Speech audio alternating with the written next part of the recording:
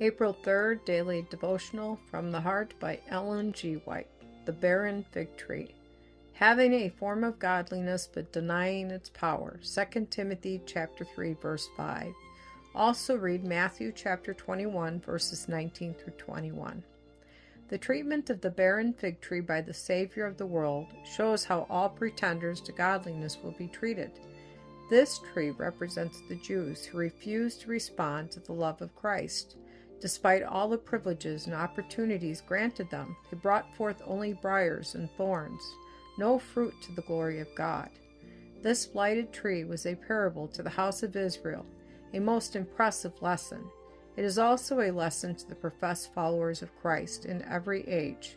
Reaching through all time, it speaks in unmistakable language to all formalists and boasters of godliness who stand forth to the world with high profession, but are utterly devoid of that vital piety which alone God recognizes as fruit. Like the barren fig tree, many flaunt their foliage-covered branches before the Lord, proudly claiming to be His commandment-keeping people, while the heart-searching God finds them destitute of fruit. We learn from the sacred record that this tree, upon which hung not a redeeming cluster of fruit, was clothed with green foliage. Notice the words, having a form of godliness, but denying the power thereof. 2 Timothy chapter 3, verse 5. The doom of the fruitless fig tree has an application to individual professors who manifest the natural tendencies of the unrenewed heart and contradict their faith by their daily life.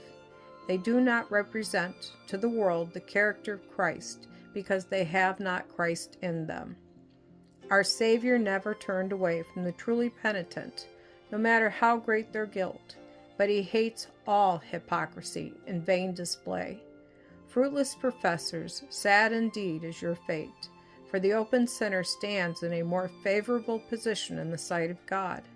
The blight of God's curse is upon that class who hide the deformity of their lives under a profession of godliness. John, that bold, undaunted reprover of sin, who came to prepare the way for Christ's first advent, thus addressed the multitude that flocked to hear him. Therefore every tree which bringeth not forth good fruit is hewn down and cast into the fire. Matthew chapter 3, verse 10.